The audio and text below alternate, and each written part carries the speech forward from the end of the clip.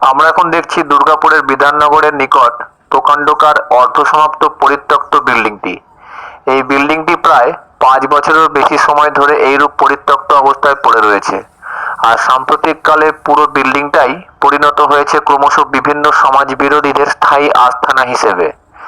রাতের অন্ধকার নেমে আসার সঙ্গে সঙ্গেই সমাজবিরোধী কাজের উৎসস্থল হয়ে ওঠে এই জায়গাটি। এই পরিত্যক্ত ইমারতটির পাশের রাস্তাটি দিয়ে জনসাধারণের রাতে যাতায়াত করতেও শিউরে উঠতে হয়। কিন্তু স্থানীয় জনসাধারণের বক্তব্য, প্রশাসন যদি এই বিরাটকায় ইমারতটিকে কোনো ব্যবহারযোগ্য প্রতিষ্ঠান করে তুলতে বদ্ধপরিকর হয়, তবে সাধারণ মানুষ থেকে পথচারী এবং কিছু বেকার ও বেরোজগার মানুষও সুবিধা পাবে। ক্যামেরায় সৈকত শর্মার সাথে সুজয় দাস, মহিলা উন্নয়ন, দুর্গাপুর।